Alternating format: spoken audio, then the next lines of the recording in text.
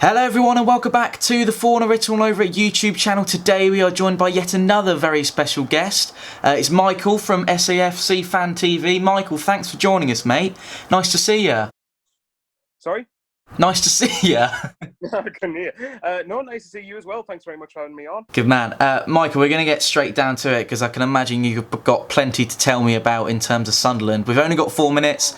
I'm sure people know how this works by now. First of all, Michael, we'll go straight into the nitty gritty if you don't mind. This is probably one of Sunderland's worst finishes if you consider the whole footballing pyramid as one table. I think it's like 52nd. What's happened? Well, first of all, obviously, everybody probably has watched the Sunderland Till I Die documentaries, but for those who haven't, basically, we got relegated from the Premier League, decided to go down yet again from the Championship because going down once was fun enough anyway. And then last season, is in 18-19, Stuart Donald and Charlie Methven, the current owners, came in, bought the club. We just missed out on the automatic promotion spots, played you yourselves in the semi-finals before we ended up doing the most Sunderland thing ever, where we got gifted a goal and still managed to lose the game in the playoff final against Charlton. And then this season has just been one catastrophic event after another. Jack Ross, who was appointed at the start in 2018, got sacked when we were 6th in the table. Phil Parkinson, as I'm sure you all know, were brought in to try and get us up. And in the end, we ended up through the points per game system. But for me, that's not an excuse considering other teams have managed to get promoted through the same system. We ended up finishing 8th, and now we're facing a 3rd season in League One, and it's the worst league finish in our history. Nothing's happened. Did you feel like if you had finished the 9 games that were left to go, that you would have been in the position for potential promotion, if not automatics? The only thing that gave me hope was the fixtures we had left. I think apart from Peterborough and Rotherham, all of our fixtures were against the two teams in the bottom 2/3 of the league. So do I think we would have done? No. But, we're never going to find that out now, are we? Season's done for us. Oh, this is probably redundant of me to ask you, but how do you feel about the decision that was made by the EFL? Well, I guess it depends on who you ask, doesn't it? I think that everyone will vote differently. Me, I would have liked to have played on just because we would have had the chance to go up.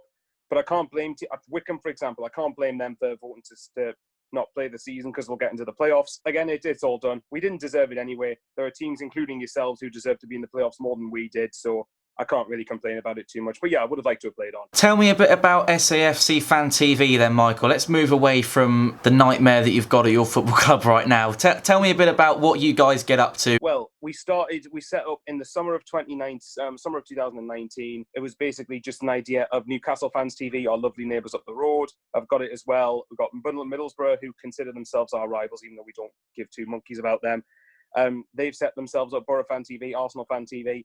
We decided the whole platform was giving the fans a voice. So as you can imagine, we just tend to interview, well, I don't personally, but a lot of us tend to interview fans after games, give their views, give their opinions. And we have a weekly panel show, which I am a part of, called The Sunday Bunch, where it's just 4 numpties, including myself, just meet up and talk about the events of Sunderland or whatever else. And people seem to like it. What is the best thing about what you do on your YouTube channel? As cliched as it sounds, getting to talk about the love that you have for your football club, as I'm sure you can relate to, before written all over it, you get to have a platform to talk about Portsmouth. We have a platform to talk about Sunderland. It's as cliched as it comes, but it's just a really special thing, and it's different from talking to your mates in the pub.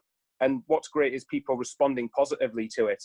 It's good to see people actually seem to appreciate what we do and like it. Michael, last question for you. Who would you like to see playing Championship football next season? I would probably say, I'm not saying it just because you're here. I'm saying Portsmouth because I think if you weren't to go up through the playoffs, I could see you doing the best out of the 4 teams. So I'm thinking at it purely from a best for us next season scenario. But I think Portsmouth have got on paper, I know the game's not on paper, but you have got the best squad, in my opinion, out of the 4 teams in the playoffs, and I think you will win them. So I'm going to go Portsmouth. Excellent. Michael, that is well over 4 minutes, but I'm sure I'll work out a way of trimming it down a little bit. Thank you very much for joining me. There will be a link to SAFC Fan TV in the description of the video. I've seen you've got some Lockdown Live Thursday night. I've been watching some of those recently, so I haven't actually been on the live, but I've seen them retrospectively. So looking forward. Get yourself on, lad. More than happy to. Thanks for joining me, Michael, and we will see you in the next time we speak to someone else on the 4 Minutes With series.